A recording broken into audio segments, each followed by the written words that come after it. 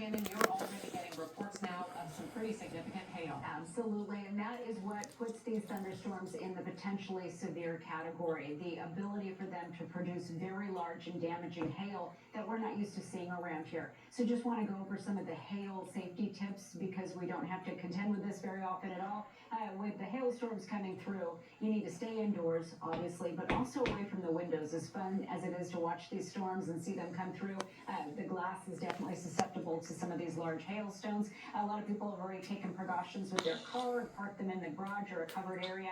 You could always cover them with blankets as well. Just an outside chance that any of us in the metro area will see hail that large, but we're already getting reports of very large hail in this batch of thunderstorms over the Olympic Peninsula. Zooming in there for a closer look, look at the hail tracks picked up by the Doppler. Some of the hail projected to be about an inch in size, which definitely puts it in that severe category, upwards of about a quarter-sized hail right now coming down over the Olympic Peninsula. We'll continue to track these storms here in the metro area. They're just pushing into Pierce County over the next 15 minutes. All right, Shannon, thanks. People across western Washington have been playing the waiting game with today's storms, but as Shannon mentioned, people in the South Sound will feel the brunt of the weather first. KOMO's Jeremy Harris is live in the KOMO Traffic Tracker tonight, now in Lewis County. Jeremy, how are things looking there? Well, right now we've got clear conditions, especially up and down the I-5 corridor. I'll let you see what we're seeing here. This is on I-5 northbound, just north of Centralia, here on the northern end of Lewis County. Now, we have had some pretty severe storms through this area over the course of the last hour or so, and there's definitely signs there was significant rainfall, especially to the west of I-5. And I just had some folks message me from Grays Harbor County. They said they've also been having a lot of lightning out there. So it definitely seems to be hitting harder to the east and also to the west of the I-5 corridor. But here, the good news is the travel on the highway has been really good, pretty much uninterrupted. But you can definitely see we've got active patterns up in the sky.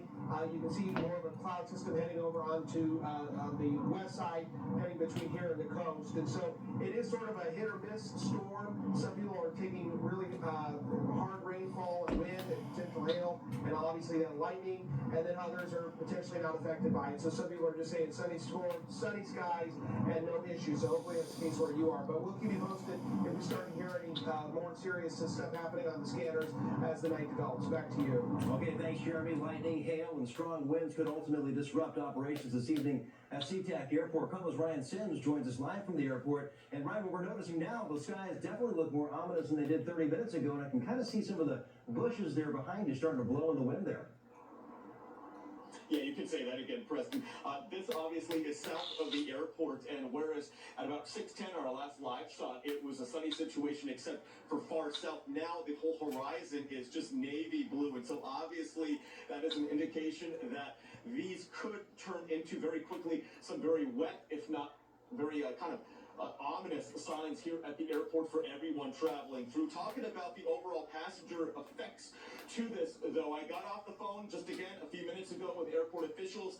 Yet again, they say so far, anyway, there are no major disruptions, no delays, certainly no cancellations, at least not yet. And they point to the fact that this is an airport really built to withhold some very severe weather, because we do see it here in our area in the Pacific Northwest. And so the airport's proximity to, the sea and everything else, this is an airport that was built, according to them, for these types of weather events. So no delays, no cancellations yet. I also talked to the airport officials about if things get extra dicey today, what that could entail. They say that it's very, very unlikely that the airport could close. Instead, they say the likeliest scenario would be a ground stop, where for a period of time, no airplanes could land or take off. But even right now, with those storm clouds in the distance, I should say, there is no indication that a ground stop will even happen. But we'll keep tabs on it and let you know at home. Coming to you live from the airport tonight, Ryan Sims, KOMO News. Okay, thanks, Ryan. Be safe out there. And remember, we want to see what's going on in your neighborhood as the storm hits.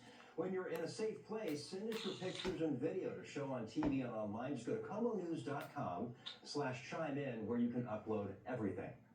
King County Executive Dow Constantine talked today for the first time about potentially being named the new Sound Transit CEO.